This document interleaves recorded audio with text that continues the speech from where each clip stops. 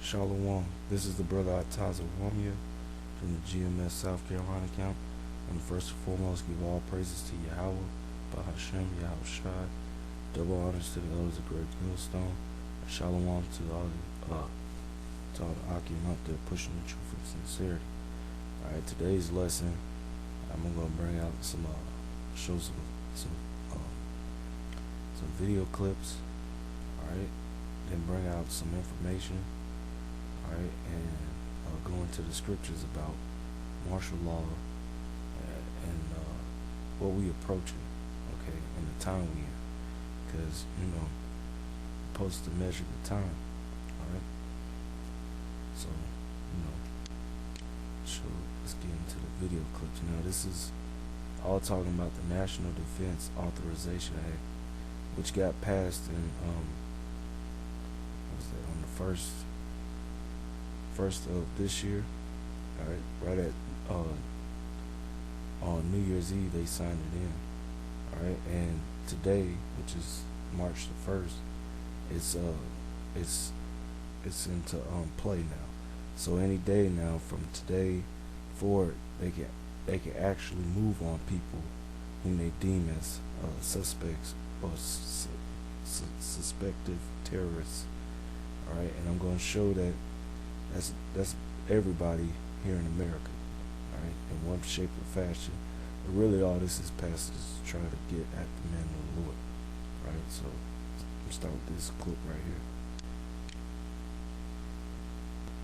Under the provisions, would it be possible that an American citizen then could be declared an enemy combatant and sent to Guantanamo Bay and detained indefinitely? I think that as long as that individual, no matter who they are, if they pose a threat to the security of the United States of America, should not be allowed to continue that threat. Know good and well that someday there could be a government in power that is shipping its citizens off for disagreements. There are laws on the books now that characterize who might be a terrorist. Someone missing fingers on their hands is a suspect, according to the Department of Justice. Someone who has guns, someone who has ammunition that is weatherproofed, someone who has more than 7 days of food in their house can be considered a potential terrorist.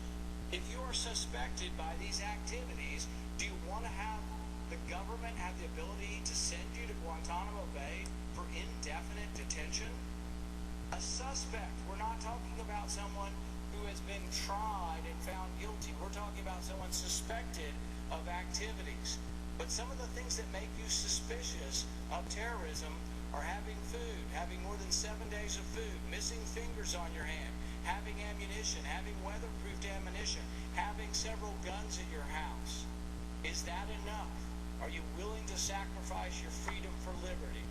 I would argue that we should strike these detainee provisions from this bill because we are giving up our liberty. We are giving up the constitutional right to have due process before we're sent to a prison.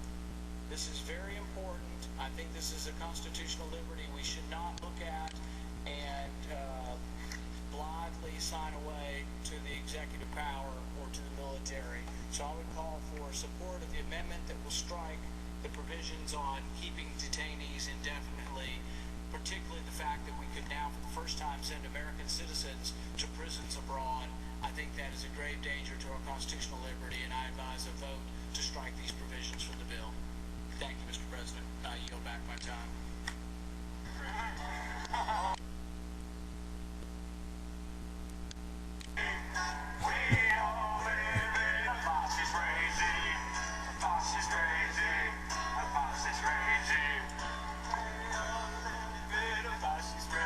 That's all the words we know. That's all the words we know.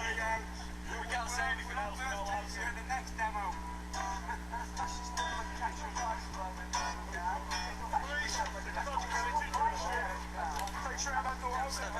Why is he being arrested? Why are you taking this person away? Why is he being arrested? Why is he being arrested, sir? Why is he being arrested?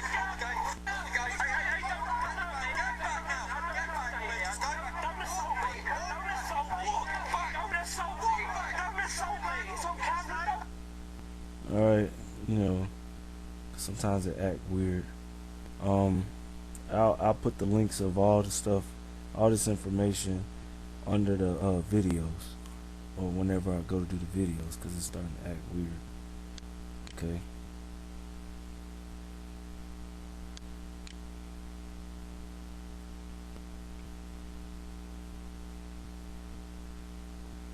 Alright.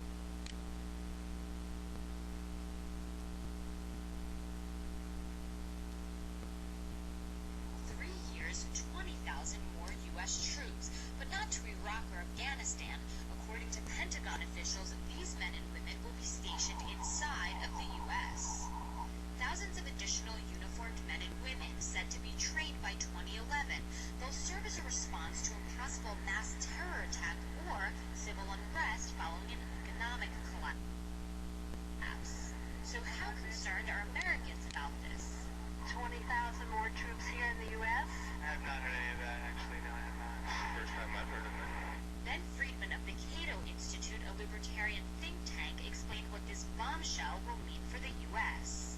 Is this just the beginning of this expansion of presidential authority, of military authority here in the U.S.? I hope not.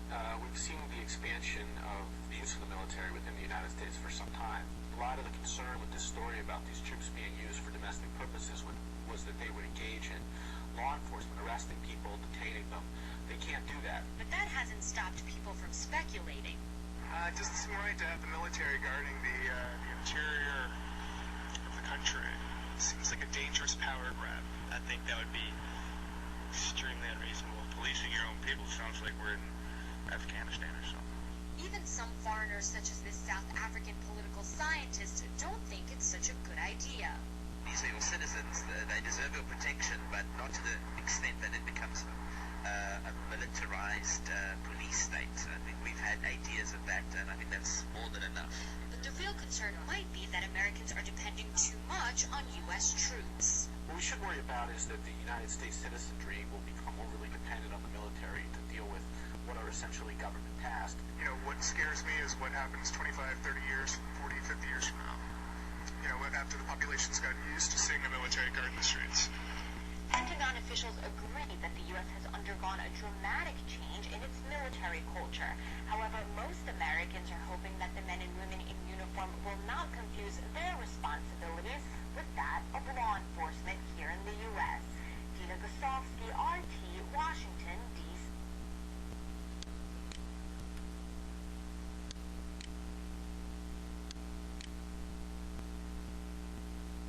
President Barack Obama has signed a controversial defense bill that basically allows the indefinite detention of terror suspects.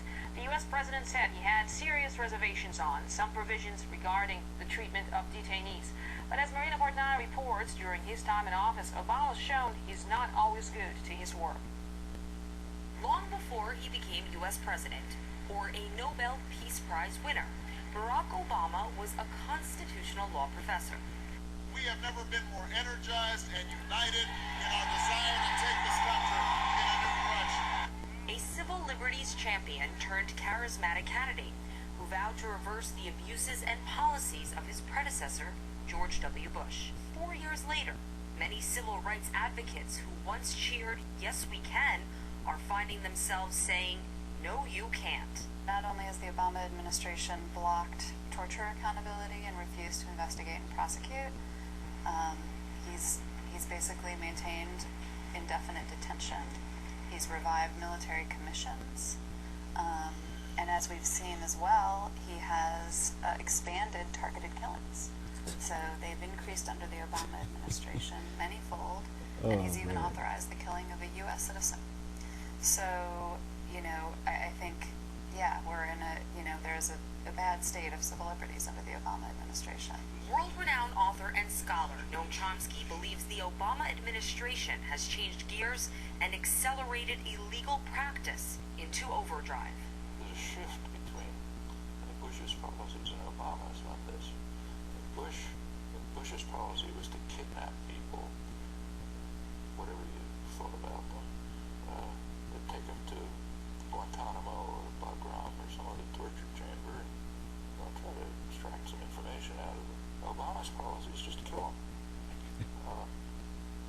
They're killing them all over the world. assassination was a case in point. Another is the targeting drone killing of Anwar al-Awlaki, an American-born cleric. U.S. drone strikes during Obama's first 2 years in office exceeded the total carried out during Bush's tenure. President Obama described al-Awlaki as the leader of external operations for al-Qaeda in the Arabian Peninsula. Human rights groups, which voiced international opposition against Bush counterterrorism policies, quickly condemned the al-Awlaki killing.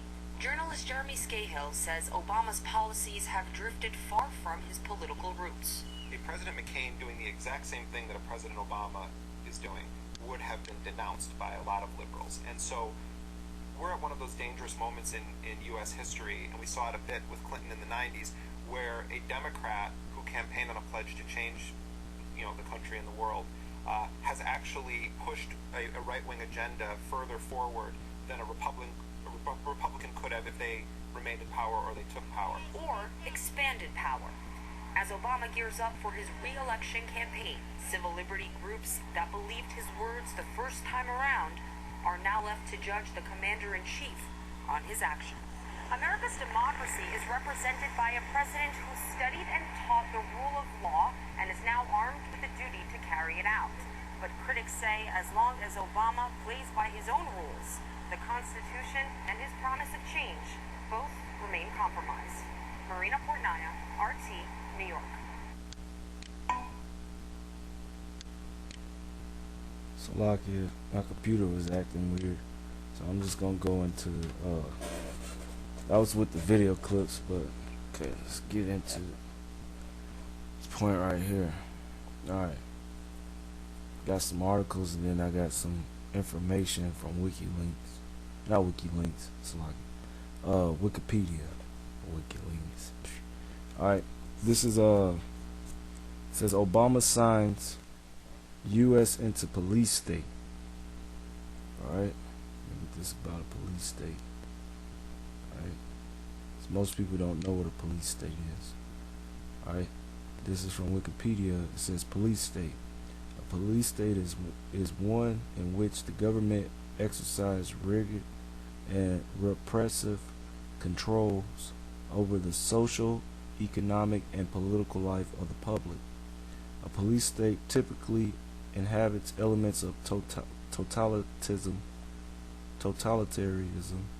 and social control, and there is usually little to no distinction between the law and the exercise of political power by the executive,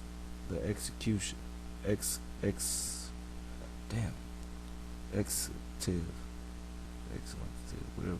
The inhabitants of a police state experience restrictions on their mobility, on their freedom to express or communicate political or other views, which are subject to police monitoring or enforcement.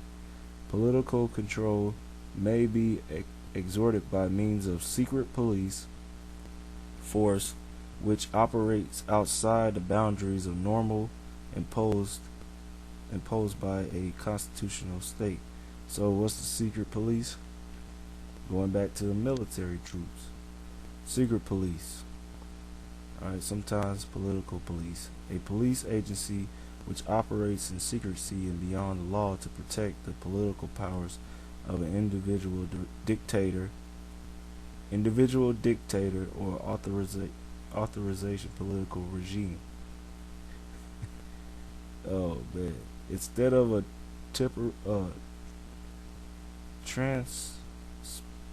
transparently enforcing the rule of law and being subjected to public sanctity as ordinary police agencies do, secret police organizations are specifically intended to operate beyond and above the law in order to suppress political dissent through clandestine acts of terror and intimidation, such as kidnapping, covert interrogation, torture, internal exile, forced disappearance, and assassinations.